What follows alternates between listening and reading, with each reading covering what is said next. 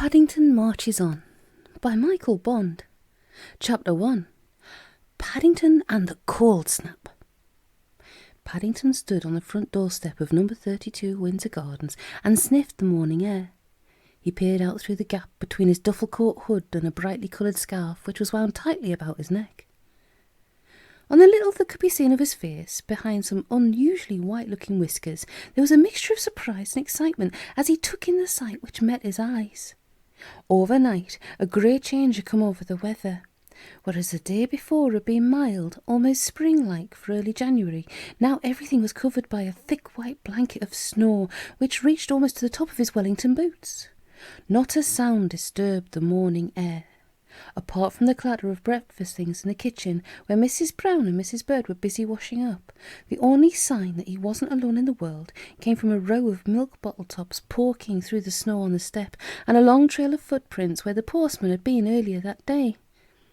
Paddington liked snow, but as he gazed at the view in the street outside, he almost agreed with Mrs. Bird, the Browns' housekeeper, that it was possible to have too much of a good thing. Since he'd been living with the Brown family, there had been several of Mrs. Bird's cold snaps, but he couldn't remember ever seeing one before in which the snow had settled quite so deep and crisp and evenly. All the same, Paddington wasn't the sort of bear to waste a good opportunity, and a moment or so later he closed the door behind him and made his way down the side of the house as quickly as he could in order to investigate the matter. Apart from the prospect of playing snowballs, he was particularly anxious to test his new Wellingtons, which had been standing in his bedroom waiting for just such a moment ever since Mrs. Brown had given them to him at Christmas. After he reached Mr. Brown's cabbage patch, Paddington busied himself scooping the snow up with his paws and rolling it into firm round balls which he threw at the clothes post. But, after several of the larger ones narrowly missed hitting the next door greenhouse instead, he hastily turned his attention to the more important task of building a snowman, and gradually peace returned once again to Windsor Gardens. It was some while later, just as he was adding the finishing touches to the snowman's head with some old lemonade bottle tops, that the quiet was suddenly shattered by the sound of a nearby window being flung open. "Bear!" came a loud voice. "Is that you, Bear?" Paddington jumped in alarm as he lifted his duffel coat hood and caught sight of the Browns' next-door neighbour leaning out of his bedroom window. Mr. Curry was dressed in pyjamas and a dressing gown, and half of his face seemed to be hidden behind a large white handkerchief. "I've finished throwing snowballs, Mr. Curry," explained Paddington hastily. "I'm making a snowman instead." To his surprise, Mr. Curry looked unusually friendly as he lifted the handkerchief from his face. "That's all right, Bear," he called in a mild tone of voice. "I wasn't grumbling. I just wondered if you'd care to do me a small favour and earn yourself 10p bun money into the bargain. I've caught a nasty cold in my doze," he continued, as Paddington climbed up on a box and peered over the fence. "A cold in your doze, Mr. Curry?" repeated Paddington, looking more surprised. He had never heard of anyone having a cold in their doors before, and he stared up at the window with interest. Mr. Curry took a deep breath. "Not nose," he said, swallowing hard and making a great effort. "Nose! And as if that isn't enough, my system is frozen." Paddington became more and more upset as he listened to Mr. Curry, and he nearly fell off his box with alarm as the last piece of information. "Your system's frozen?" he exclaimed. "I'll ask Mrs. Bird to send for Dr. McAndrew." Mr. Curry snorted. "I don't want a doctor, Bear," he said crossly. "I want a plumber. It's not my own pipes that are frozen, it's the water pipes. There isn't enough left in the tank to fill my hot water bottle."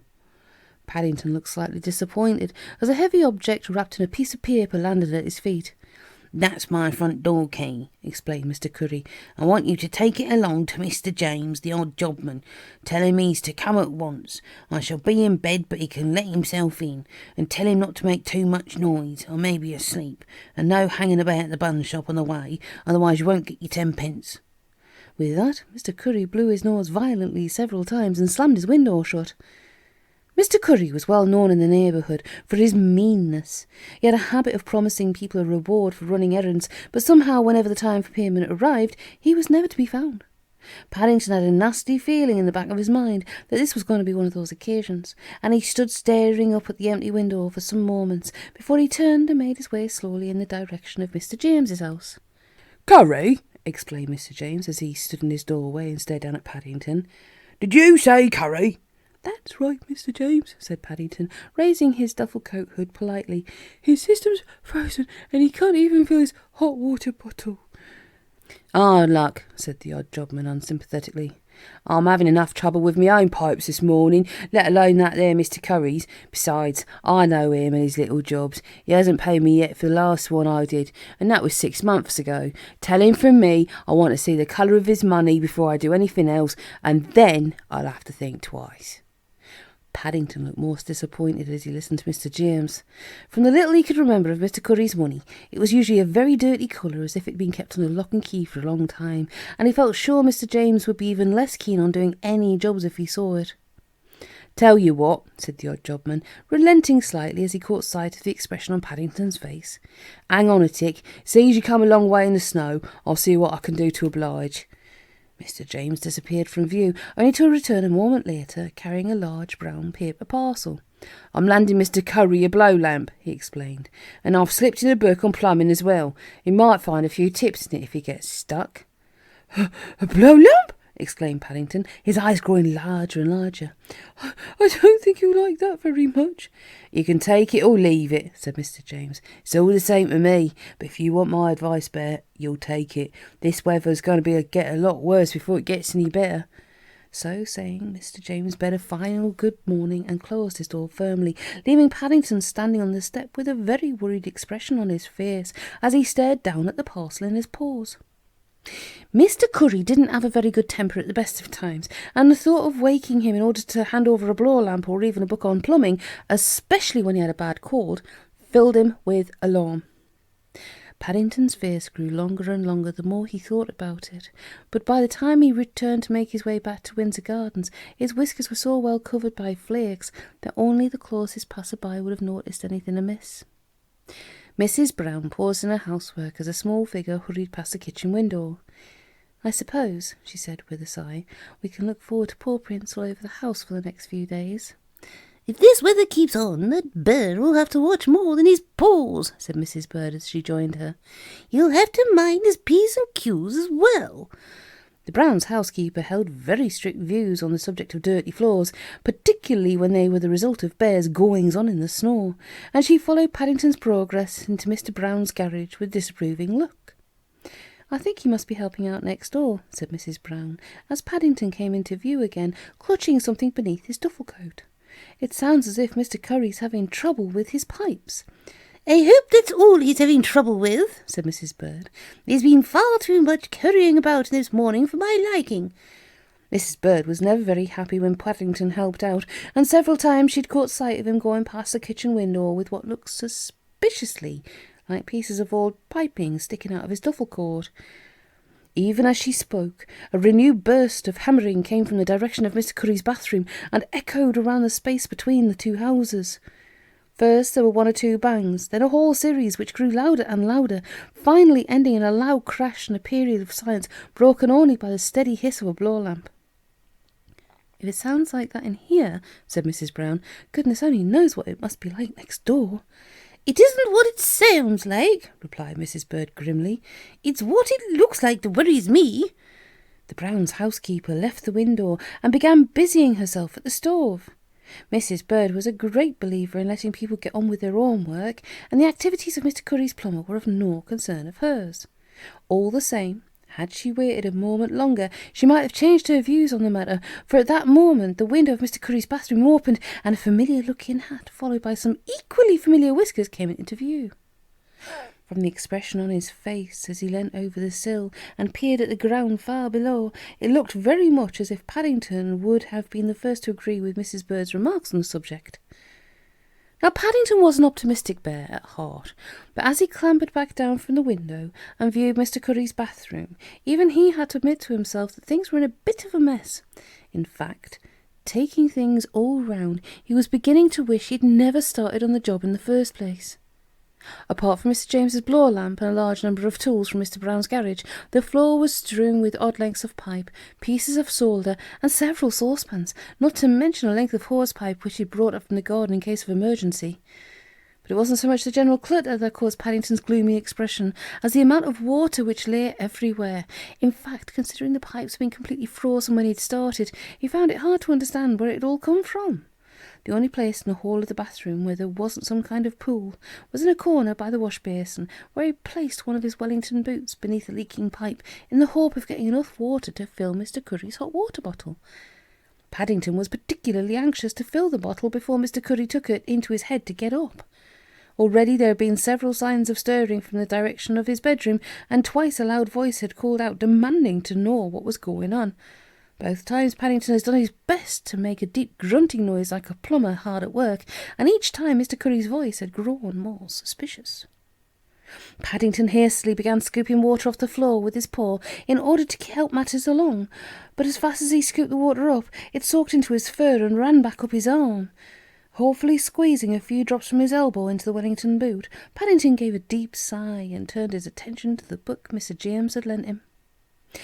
The book was called The Plumber's Maid by Bert Stilson, and although Paddington felt sure it was very good for anyone who wanted to fit pipes in their house for the first time, there didn't seem to be a great deal on what to do once they were in and frozen hard. Mr. Stilson seemed to be unusually lucky with the weather whenever he did a job, for in nearly all the photographs it was possible to see the sun shining through the open windows. There was only one chapter on frozen pipes, and in the picture that went with it, Mr. Stilson was shown wrapping them in towels soaked in boiling water. With no water to boil, Paddington had tried holding Mr. Curry's one and only towel near the blower lamp in order to warm it, but after several rather nasty brown patches suddenly appeared, he had hastily given it up as a bad job. Another picture showed Mr. Stilson playing the flame of a blower lamp along a pipe as he dealt with a particularly difficult job, and Paddington had found this method much more successful. The only trouble was that as soon as the ice inside the pipe began to melt, a leak appeared near one of the joints. Paddington tried stopping the leak with his paw while he read to the end of the chapter, but on the subject of leaking pipes, Mr. Stilson was even less helpful than he had been on the frozen ones. In a note about lead pipes, he mentioned hitting them with a hammer in order to close the gap, but whenever Paddington hit one of Mr. Curry's gaps, at least one of the leak appeared farther along the pipe, so that instead of the one he'd started with, there were now 5 and he'd run out of paws. For some while, the quiet of the bathroom was broken only by the hiss of the blower lamp and the steady drip, drip, drip of water as Paddington sat lost in thought. Suddenly, as he turned over a page near the end of the book, his face brightened.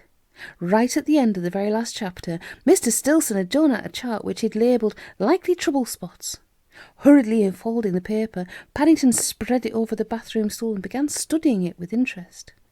According to Mr. Stilson, most things to do with plumbing caused trouble at some time or another, but if there was one place which was more troublesome than all the others put together, it was where there was a bend in the pipe.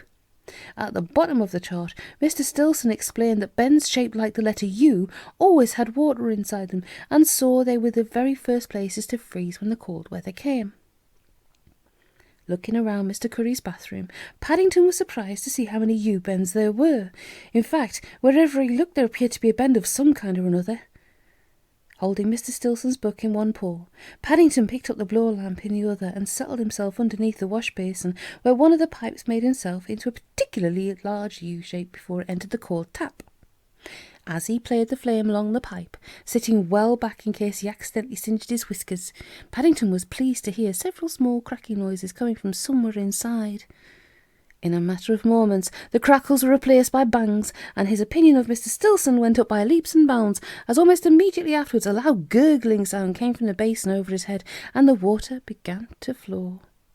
To make doubly sure of matters, Paddington stood up and ran the blower lamp flame along the pipe with one final sweep of his paw. It was as he did so that the pleased expression on his face suddenly froze almost as solidly as the water in Mr. Curry's pipes had been a second before.